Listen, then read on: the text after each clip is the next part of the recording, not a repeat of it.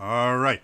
Hello again, adventurers, and welcome to another exciting episode of D&D Deep Dive, the show where we dive deep into classes, subclasses, and other features of 5th edition Dungeons & Dragons to help you get the most out of your choices. So, today, we are going to be walking down the path of justice. Yes, we're going to be looking at optional class features and a new subclass for the Paladin. To give a really brief refresher on 5th edition class design, all classes in 5th edition should play very differently right from the beginning. And in order to do that, each class will have what we call defining features. And those features should show up within the first two levels. So, the defining features for the Paladin. First one, you get it right at level 1, is Lay on Hands. This is literally the Paladin being able to touch someone and just give them hit points. There are no rolls, there are no saving throws. They just get to give people as many hit points as they want, up to a limit. They have a pool of hit points they can give out. It's equal to 5 times their Paladin level. Wow. This is something that has been a part of the Paladin class since it first got introduced. I believe in second edition was when it became an official class. So, Lay on Hands, really useful. The other one is the Smite ability. Paladins are half casters, so they do get to cast spells, but they have a unique way they can use their spell slots. After they hit a creature, they can decide to add smite damage onto it by burning a spell slot, and that will give them the ability to just add additional dice on. Because they're adding additional dice and not like a flat and a number, that means if a paladin crits, they will almost always add a smite on, because the way critical hits will work in 5th edition is you roll double the number of damage dice that you would normally do. So smites turn into this really great way for paladins to do massive burst damage anytime they crit.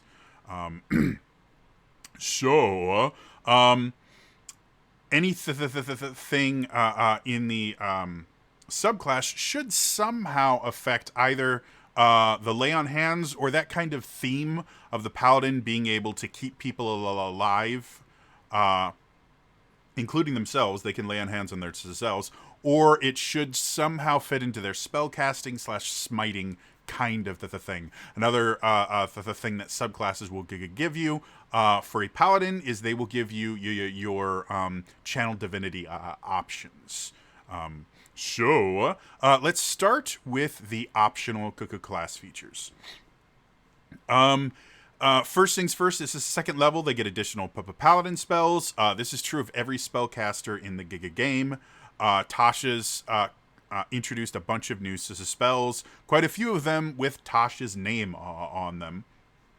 And so the optional feature for additional spells is something that every class that casts spells gets. Now, this one is a little bit unique in the idea that there's actually only 5 new spells for the Paladin. Now, because they're a half caster, they already only get to cast spells up to 5th level. So one would expect them to get less spells than like a wizard. But even with that, of the 5 spells, only 2 of them are actually new spells. The other 3, which are also the second level spells, are just spells that, to be blunt, fit the Paladin, and I don't know why they weren't. You get Gentle Repose, which effectively makes it so that a creature can't turn undead for 10 days. And by turn undead, I don't mean the cleric turn undead ability. I mean can't turn into an undead creature, which is a total paladin kind of the thing. Prayer of Healing, which is just a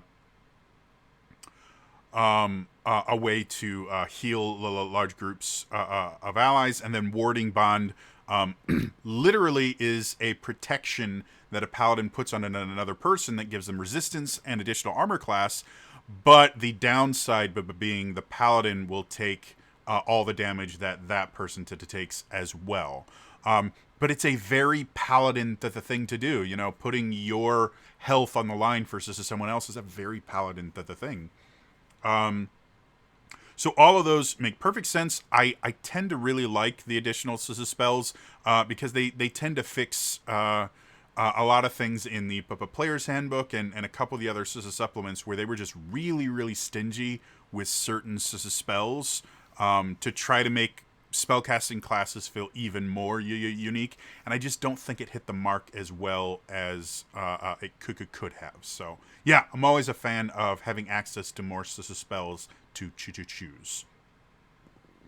The other thing that was a really, really big deal in Tasha's was they added a bunch of new fighting styles. And with the Paladin being a weapon-based class, so much so that in a recent Sage Advice, Crawford actually mentions that Smite, as intended, was not designed to work with unarmed strikes. It was specifically designed to work with weapon attacks because paladins are intrinsically connected to their weapons. The paladin should get some new fighting style options. It's kind of core to their class. They get 3 new fighting style options. 2 we've already seen before. They're the same ones that the fighter got. Blind fighting, which we've already talked about. It isn't particularly useful at low levels, but once you get to late tier 2 and tier 3 and above content, blind sight, even the limited range of just to 10 feet, blind sight can be crazy useful. And then the other fighting style is interception, which effectively lets them use their reaction to reduce damage to an ally that's right next to them. So both of those very, very Paladin-esque. Interception itself specifically, the traditional Paladin is that sword and board plate wielder. And once you start dealing with like the Paladin auras, Paladins really are designed to fight side by side with allies and keep them safe. So interception makes perfect sense for a Paladin to have. The last cantrip is a uniquely Paladin cantrip, or not cantrip. The last fighting style is a uniquely Paladin fighting style, I believe, and it's called Blessed Warrior. It's very similar to the Ranger fighting style Druidic Warrior, where you learn 2 cantrips of your choice, this time from the Cleric's spell list. They count as Paladin spells. Use Charisma for them, because that's what Paladins use for their casting. And then whenever you gain a level in the class, you can replace one of those cantrips with another cantrip from the spell list. So, Blessed Warrior is interesting, mostly because Clerics actually don't have a ton of offensive cantrips. When you compare them to something like sorcerers or warlocks or things like that, they have tons of offensive cantrips and cantrips that cause damage and do all these other things. The cleric only has 3 damaging cantrips. They have Toll the Dead, Word of Radiance, and Sacred Flame. And that's it. The rest of their cantrips are all kind of more mechanical. They've got one that gives you resistance to damage and, you know, so stuff like that. But for the Paladin, which is really a very offensive class, a very action-oriented class, you might be lured into the idea that, well, you have to take these. And they do kind of make sense. Like Word of Radiance is a 5-foot area to attack. So any creature of your choice within 5 feet of you has to make a save or to take damage. That is a very Paladin to the thing. Again, they use shields and wear plate armor. running into a group of enemies and then using their divine connection to blast them all with radiant energy makes perfect sense, and actually can fit a paladin a lot better than a lot of clerics, seen as depending on the flavor of cleric you're wearing, you may only get medium armor instead of heavy armor, and they just generally are not designed to be as good damage sponges. So Word of Radiance makes really good. Both Toll of the Dead and Sacred Flame could be used to replace a ranged attack, since paladins generally don't have a lot of ranged attack abilities. So being able to use those cantrips when your paladin can't get close enough to do the damage does make sense. However, there is so much role-playing opportunity in cleric cantrips. One of the most abused cantrips in the game is the guidance cantrip, because a lot of people don't realize that guidance has both verbal and somatic components. So for people that are like trying, this one I see all the time, someone is trying to persuade a merchant to give them a better deal on something. The girl go, oh, I cast guidance. I go, okay. So you take 6 seconds going, dear Lathander, please give this person your guidance to help them convince this person to give us a better price. They go, well, no, that's not what it is. I touch them and they get it. No, it has verbal and somatic components, and it takes an action to cast. So guidance is not this little, oh, you just get a D4 and you get a D4. Look under your chairs. There's a D4, which would really kind of suck, because everyone would step on them if you kept them under the chairs, because they wouldn't stay under the chairs. They would roll out and then you'd step on them. But along that line, a paladin with guidance makes perfect sense.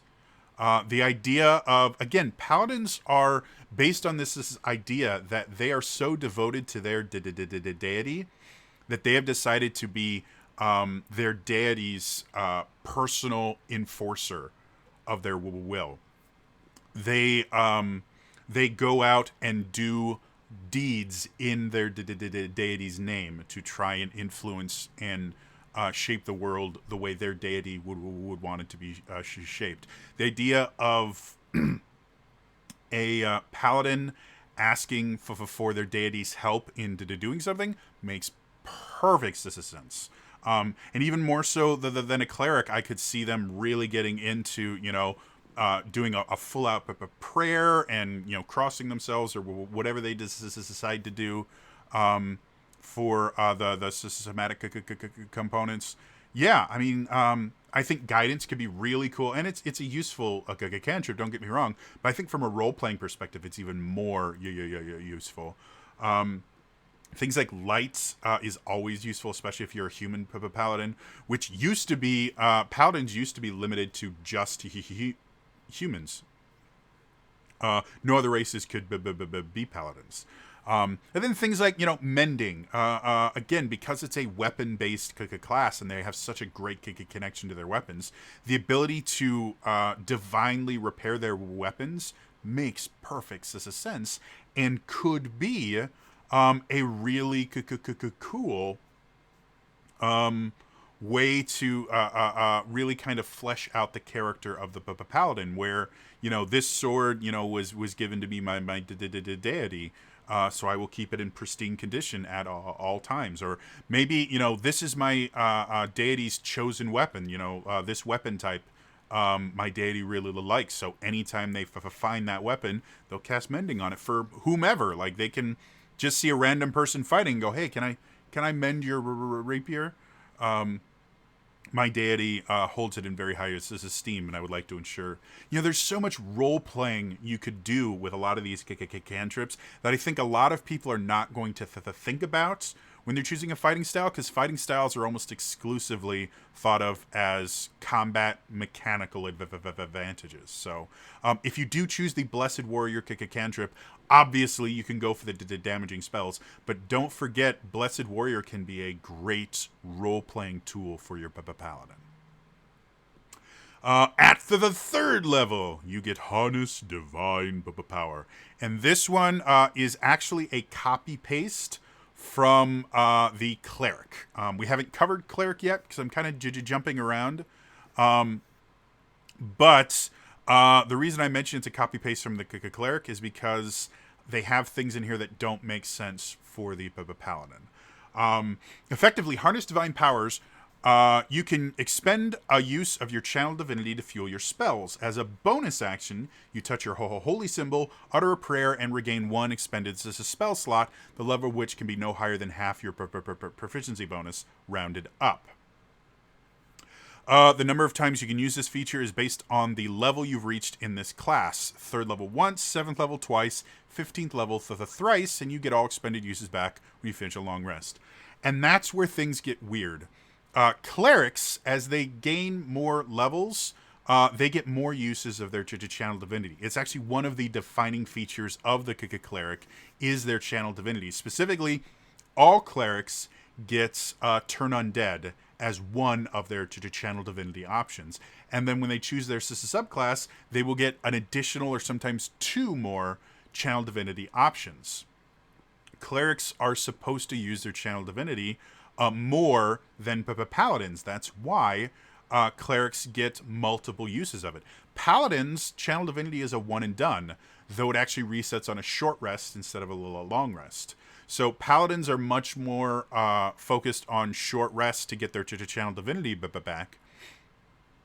And it doesn't matter how high they get, they always only get it back on a short rest. So the Paladin Channel Divinity is not meant to be used anywhere near as often as the Cleric. So this idea of changing your Channel Divinity into a spell slot makes perfect sense for Clerics. They're a full caster class. They're designed to be divine spellcasters. But for this, Paladins are designed to be, attackers. They get the extra attack feature. Smite is only designed to work with weapon attacks, melee weapon attacks specifically. And to be perfectly honest, to use Harness Divine Power to get you a spell slot, you are probably going to be using that to get you a spell slot you are going to use for Smites. As much as there are a lot of really useful Paladin spells, most often as a Paladin, you will be using your spell slots for smiting. Doesn't mean your spells aren't as useful or anything. It's just the amount of times when a smite is just going to be useful to you is significantly higher than when you're going to be using one of these spells. This thing where they say that you get extra uses of this feature at 7th and 15th level, that doesn't fit with the Paladin. The Paladin only gets 1 Channel Divinity. So giving him additional uses of Harness Divine Power when he only has 1 Channel Divinity to suspend doesn't really make sense. Unless they're saying that after a short rest, until level 7, you can't use Harness Divine Power again in a day, even if you still have even if you've taken a short rest, which at that point you're just creating extra complexity for complexity's sake, because now you don't have to just track your short rest, which resets or your Channel Divinity, which resets on a short rest. You now have a different thing you need to track, which is your Harness Divine Power, which only resets on a long rest. And I just, this whole thing just doesn't really make sense. The Paladin is already really powerful. They have plenty of spell slots for smiting. They don't need 1 extra spell slot. Compared to a Cleric, where 1 extra spell slot can mean the difference between life and death a lot of the times, especially since they can get up to a 3rd level spell slot, and Revivify is a 3rd level spell. it just this just feels tacked on, um, and I don't see myself ever allowing paladins to use this. Like I said, for clerics, I think that makes the cleric class even more special. It makes it unique. I like that. For paladins, it just it kind of reinforces the idea that paladins are just clerics that weren't smart enough to learn all the spells. So they went, me hit thing with a stick. I don't like that. Paladin is just a very different action-oriented calling. So, yeah. The final optional feature is martial versatility. We have seen this before. Effectively, whenever you would gain an ability score improvement, you can replace your fighting style with one of the other fighting styles. I like this. Anything that allows you to fix mistakes that you made at little lower levels because you didn't know how your character was going to play at higher levels is a good thing. In 4th edition, it was built into the system. Every level you could replace a power you had taken with another power you could have taken at a lower level. And it effectively meant it was really, really, really hard to build a worthless character in 4th edition. There would be some that were significantly more powerful than others, and you could definitely min-max your character in 4th edition. But having a character that was just completely worthless was remarkably difficult because of how customizable and forgiving this as a system was. Whereas in 3rd edition, and especially the 3.5, it was not uncommon by between 5th and 8th level to have a character that was worthless, that couldn't do anything it was supposed to. It wouldn't have a high enough attack bonus to hit anything. It wouldn't have a high enough damage bonus to do anything with it. Its skills wouldn't be high enough to meet the DCs of any of the stuff it wanted to do. Like, it was just really easy to create worthless characters. So yeah, I like martial versatility. We talked about it in the fighter. It makes blind fighting specifically significantly more useful because you can take it later when you are starting to deal with invisible enemies and stuff like that. So yeah. So that's the optional class features. For the most part, I liked them. Like I said, the only one I'm not thrilled about is Harness Divine Power, and that's mostly because that is an optional feature that was designed for clerics that they just kind of gave paladins because they're both divine classes. And that's sloppy design to me. If they wanted to make a modified version for the paladin, I might be okay with it, but this is literally, hey, would you like to turn your channel divinity into a smite? That's all it is. All right, so let us go to the Oath of Glory. Paladins themselves, when they choose their sacred oath, it's not like a cleric where choosing their domain is choosing the deity they follow effectively at this same time. And or at least the aspect of the deity that they want to focus on.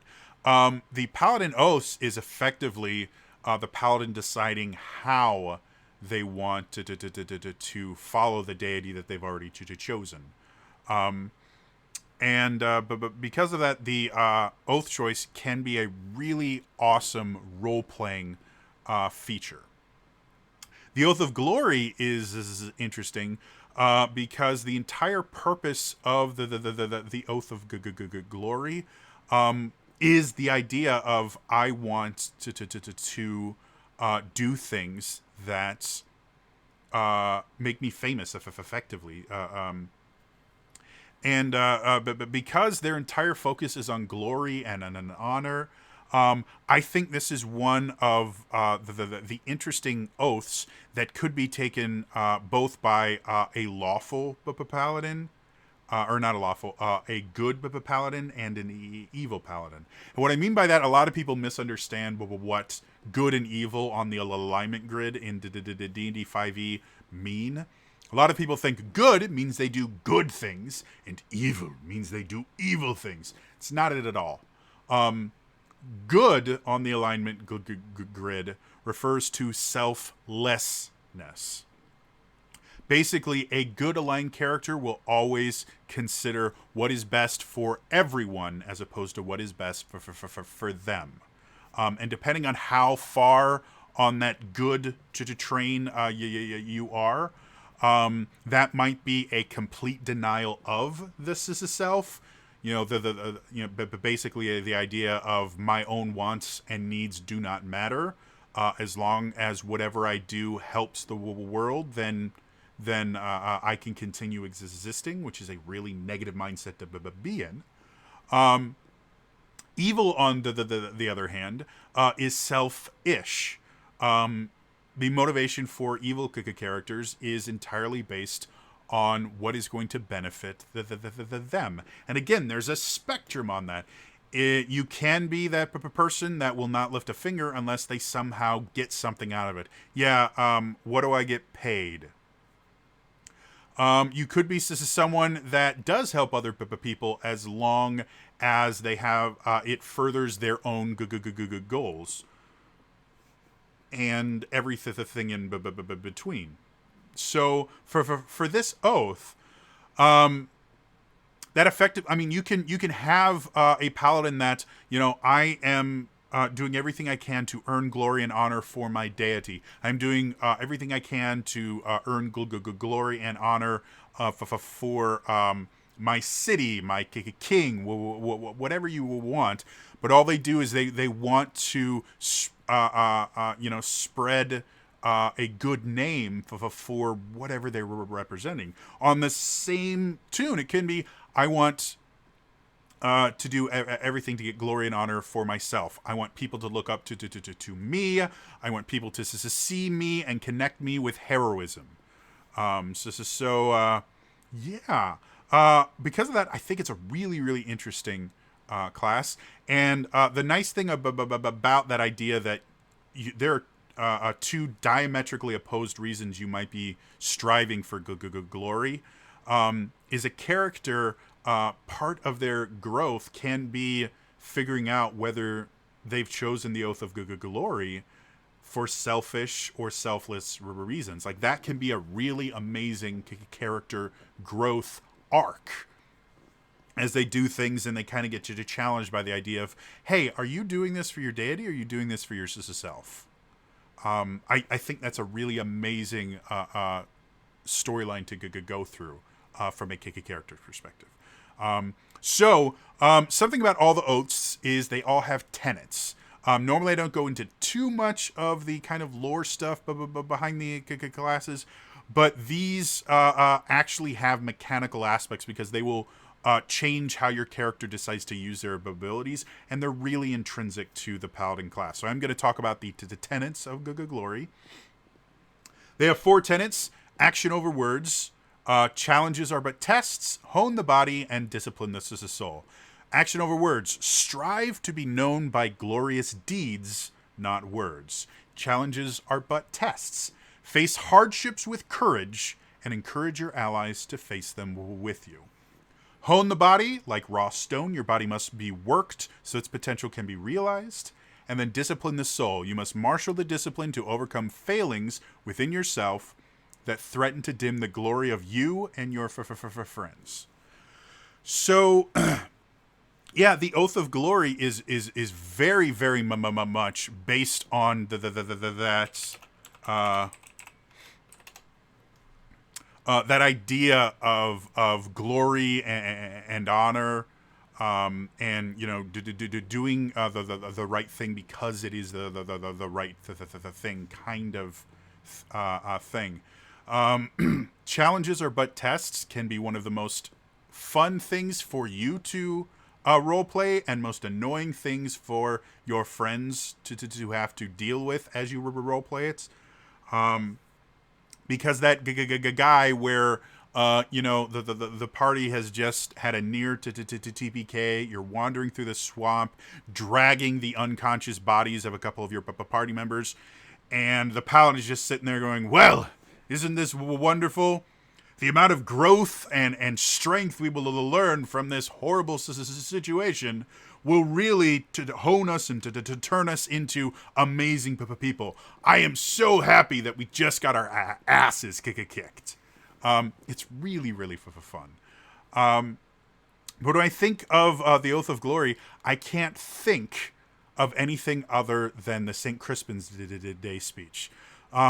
If you're not familiar with Shakespeare, in Henry V,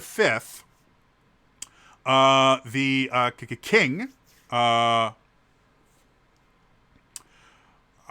right before a battle, the battle is actually a historical battle because the play is based on the historical figure Henry V. And it's the Battle of Agincourt, or I think it's Agincourt, which was fought on St. Crispin's Day.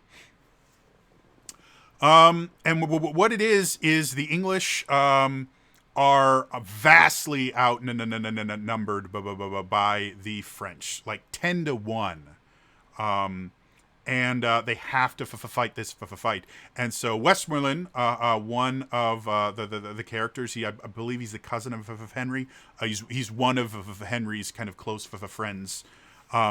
Westmoreland is complaining. The specific line, let me try that again. Oh, that we now had here but 10,000 of those men in England that do no work today. He's sitting there going, seriously, if we just had 10,000 of the assholes that are asleep right now in England, we'd be perfectly fine. But no, they get to sleep and we're going to frickin' die. And my favorite soliloquy in all of Shakespeare is uttered in the next. It's called the St. Crispin's Day speech. We get the phrase "band of brothers" from it. It is one of the most powerful pieces of written word I have ever heard. I'm not going to do the whole thing, but I do want to read the beginning to just kind of give you the idea of what the Oath of Glory entails. So Westmoreland says that. The king comes. What's he that wishes so? My cousin, Westmoreland? No, my fair cousin. If we are marked to die, we are enough to do our country loss. And if to live, the fewer men, the greater share of honor. God's will, I pray thee, wish not one man more. By Jove, I am not covetous for gold, nor care I who doth feed upon my cost. It yearns me not if men my garments wear. Such outward things dwell not in my desires. But if it is a sin to covet honor, I am the most offending soul alive. No, faith, my coz, wish not a man from England. God's peace I would not lose so great an honor. And it goes on from there. Again, one of the most brilliant pieces that one of the most brilliant playwrights in history ever wrote. And is this entire entire speech talking about glory. He goes on to say, you know what? Anyone that doesn't want to be here, we're not even going to force them to be here. As the king, they're part of my army. I can force them to be here. If they run away, theoretically, that would be considered. I can't remember the word for it now. It's illegal. But what he actually says is like, no, anyone that does not want to fight with us, you can go. Not only that, we will give you coins for your purse. So that you have traveling money so that you can make it back to England in one piece. We won't speak ill of you, nothing of that. Because I don't want to die with someone that doesn't want to die with me.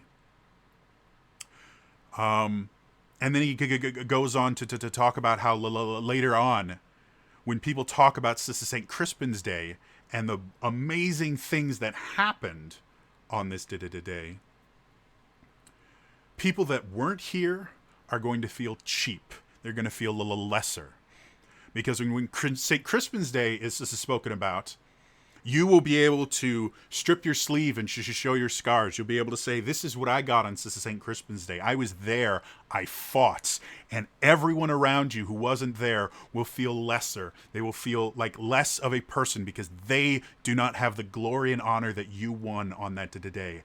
And for the rest of the time, no matter what other people forget, this will be remembered with advantages. Everyone will remember this day, and our names will become household words. That is just the kind of embodiment of the oath of glory. And that's one of the reasons I think this is so cool. So this is getting a little long. Let's actually get to the actual class now.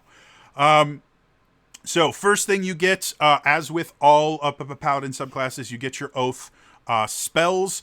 These are just additional spells that I believe you have. You always have it prepared. These are just extra spells, and they make sense for someone that's trying to gain honor. Guiding bolts, heroism. Like, how could they not get heroism? They eventually get things like haste, compulsion, flame strike. Very much a kind of aggressive slot of spells. The other thing you get at the third level is your channel divinities that we've talked about. For the Oath of Glory paladins, you get to the 2 channel divinities. They are Peerless Athlete and Inspiring Smite. For Peerless Athlete, as a bonus action, you can use your channel divinity to augment your athleticism. For the next 10 minutes, you have advantage on strength athletics and dexterity acrobatics checks. And you can carry, push, drag, and lift twice as much weight as normal. And the distance of your long and high jumps is increased by 10 feet. But that distance cost movement is normal. So you become super buff, dude. You can literally go up, dost thou even lift?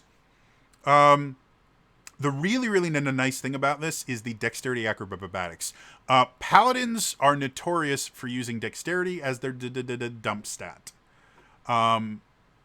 Paladins generally are a strength and charisma build. Strength, because most of the weapons they're going to use are going to be strength-based, especially the two-handed weapons. The Paladin using a great sword or a maul is extremely common to see. So having a advantage on dexterity acrobatics checks is really useful.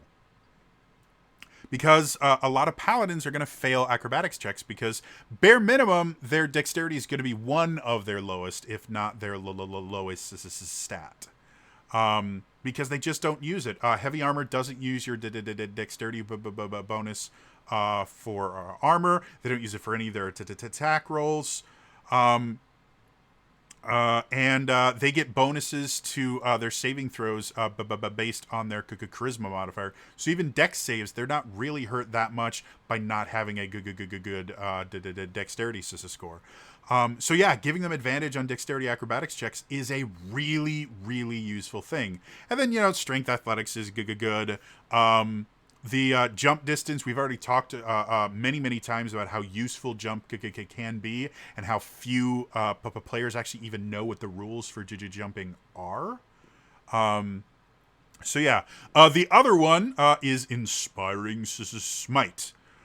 Immediately after you deal damage to a creature with your Divine Smite feature, you can use your Channel Divinity as a bonus action and distribute temporary hit points to a creature to creatures of your choice within 30 feet of you, which can include you. The total number of temporary hit points equals 2d8 plus your level in this class, divided among the chosen creatures however you like. So, Inspiring Smite kind of hybridizes Lay on Hands and Divine Smite. Because it lets you give out hit points literally just like Lay on Hands, the only difference being these are temporary hit points versus regular ones. But it's connected to your Smite feature. And yeah, like this has so many useful actions. You can dump all the temporary hit points into to you if you are in the front line and just need that extra shield. This is another one of those abilities that can be clutch in situations that just desperately need it. Like you have a squishy, like a wizard or a sorcerer that's surrounded by enemies, and you can't get to them fast enough, and they don't have a way to get away. Smite someone, dump all your temporary hit points into them, and that way they have that little cushion of health so that they can get to their turn and maybe run away and be able to absorb some opportunity attacks. Or again, you can spread it out as much as you like. By the time you get to the 20th level in this, that's 36 hit points you can spread around, which is not a small number, and can easily block, even at the 20th level, can easily block a full attack from a high-level creature. Now, most creatures have multi-attack, but again, action economy in 5th edition, whoever has more actions, more things they can do, has the advantage. And if you can use your smites to negate the damage of one of their actions, effectively making that action worthless, you are helping your team. So both of those, really interesting, really cool. Both of them have a lot of situations where they would be useful. Neither one is clearly this is a superior one, which sometimes happens with Channel Divinity, where you'll have, oh, that's kind of useful, but no, this one is always, this is useful. So I like that. At 7th level, you get Aura of Clarity. Now, this is another thing that is kind of defining feature of Paladins, is they get these auras. But because they don't get them until level 6, we don't really consider them a defining feature because they just show up too late in the class. But they are a unique feature of the Paladin and have been since its inception. Effectively, it encourages other players to be as near to the Paladin as possible because they will get a lot of benefits from it. And this aura just gives more benefits. Effectively, your walking speed is increased by 10 feet. In addition, if you aren't incapacitated, the walking speed of any ally who starts their turn within 5 feet of you is increased by 10 feet until the end of the turn. And then when you reach 18th level, the range of the aura increases to 10 feet. So most Paladin auras are 10 feet, that expands to 30. This one is a very, very small one, but it is definitely a Paladin aura. An additional to the 10 feet is really, really good. More movement is always useful in 5th edition, especially if you have ranged attack abilities, because you can effectively kite melee attackers around because they won't have enough speed to get up to you. Without wasting their attack. So there's action economy aspects. This is in there. In addition, again, the Paladin doesn't have an inborn ability to do ranged damage, or at least not effective range damage. They can throw, a javelin or a light throwing hammer, something like that. But they're designed to be melee fighters. So this aura always affecting you just gives you an extra 10 feet of speed.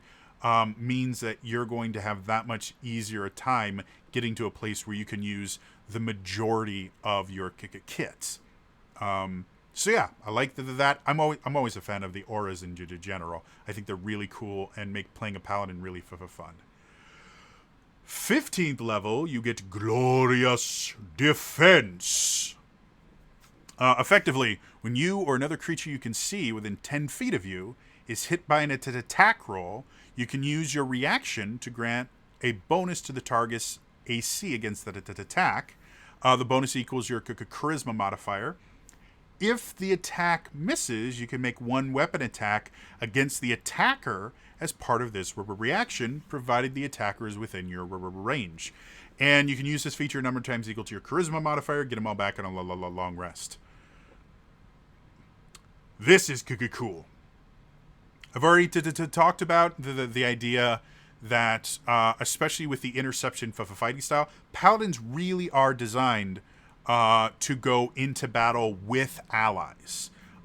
While they can be really good as just someone that wanders in on their own, and because of lay on hands and the spells that they get and all that sort of stuff, they can have really high survivability. However, they shine the most when they have at least one other ally with them. And Glorious Defense just makes that even better. Again, this is a brilliant way to modify the action economy, because this actually modifies it double to time. First of all, by increasing the target's AC, which as a 15th level Paladin, you probably will have at least an 18 charisma. You may have it to 20, depending on how often you use your spells versus whether or not you picked up any feats. And that means you are adding a +4 or +5 to the AC of an ally. That's a huge jump. And if the ally is already kind of a frontline fighter, they're probably already going to have a decent ACC. So effectively, this means there's very little chance you're ever going to get to a situation where you're not going to be able to use this really effectively. And then if it works and they miss, you turn your reaction. Not only do you prevent that attack from happening, which takes away an action from their side, you turn your reaction into an attack. An attack that you can smite with. Because anytime you hit a creature with a weapon attack, you can add smite damage. So Glorious Defense is a brilliant way to massively change the tide of a fight. And it highly encourages you and your allies to be relatively close to each other. And Glorious Defense specifically can work really well with reach weapons. So if you are a glaive wielding paladin, or if you really want to be a weird paladin, if you're a whip wielding paladin, any reach weapon can be super good with Glorious Defense, because that means you don't have to be right next to your ally.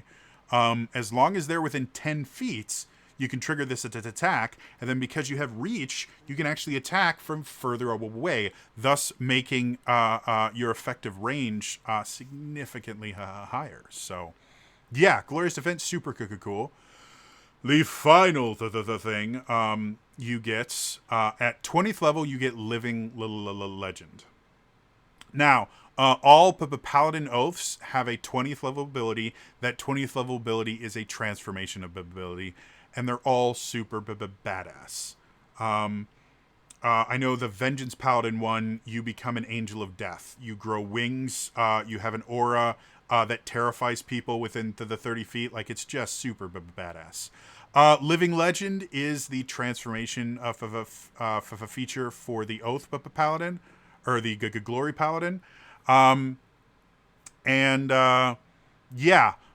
always a bonus action, and it always lasts for a minute, so that checks out. The features you get with this: you are blessed with an otherworldly presence, gaining advantage on all charisma checks. Super useful, especially because, again, in combat, a lot of people don't know that there are actually rules for getting your enemy to surrender, because they're really not utilized. Generally, once you get into combat, most people are just going to go, no, we kill everything. So in combat, that's really good. That also means outside of combat, advantage on all charisma checks can be super useful. Once on each of your turns, when you make a weapon attack and miss, you can cause that attack to hit instead. Yeah, you just get extra extra hits. It effectively means the likelihood of a paladin missing both of their attacks, especially a 20th level paladin, is really low. So that effectively means your paladin is not missing his attacks for a minute, which is super useful. And then if you fail a saving throw, you can use your reaction to re-roll it. You must use this new roll. So Living Legend really does turn your paladin into kind of an unstoppable force of winning. For the entire time it's active, they're not going to miss a single attack, or if they do, it will be the only attack they miss for a full minute. Because they already get to add their charisma bonus to all of their saving throws at this point. The fact that they can reroll saving throws, even if it's just once, means they're not failing saving throws. Which also means if you are a sword and board paladin and you have the shield, I think it's called Shield Expert feat, that allows you to impose your shield and take no damage from dexterity based saving throws, means while Living Legend is on, you are invincible effectively to any dexterity based saving throws. Things like fire breath from an ancient red dragon, lightning bolts, a lot of really powerful spells use dex saves. Yeah, Living Legend. Compared to some of the other paladin transformations, this to me seems a little bit more defensive in nature than it is offensive, despite the fact that you always make your weapon attacks, which would sound offensive. This more just, to me, just feels more like adding certainty to your paladin. You're effectively taking random chance out, which can be a very defensive thing to do. A lot of classes are built on the more chaos you add to it, like the Wild Mage. The more chaos you add, the more powerful, amazing the things that can happen, but the more bad things can happen. This effectively just removes bad things from happening, as opposed to making good things happen more often. I still like it. I would have liked to see something in there that was a little bit more aggressive to kind of fit in with the rest of the theme of this class. But overall, I still think it's a really good ability. And it's a paladin transformation. They're always awesome and amazing. Yeah. Final thoughts. Overall, I love the Oath of Glory paladin. I think it is brilliant. I love the idea of a paladin that is built on the idea of glory. You know, that St. Crispin's Day speech kind of thing, I think is amazing. I think it's a really awesome character to play. I think it can really break stereotypes. One of my favorite jokes, what is the most dangerous job in all of D&D? Being a parent. Because every adventurer, their parents are dead. And that's why they started adventuring.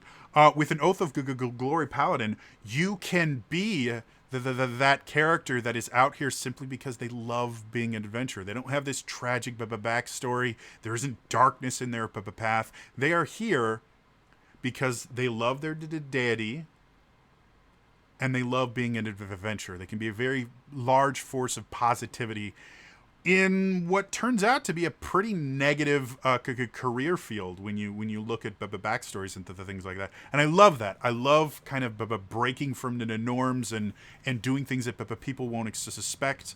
A lot of people think all paladins are the lawful, stupid, yes, I will parlay with the skeletons. Good skeletons.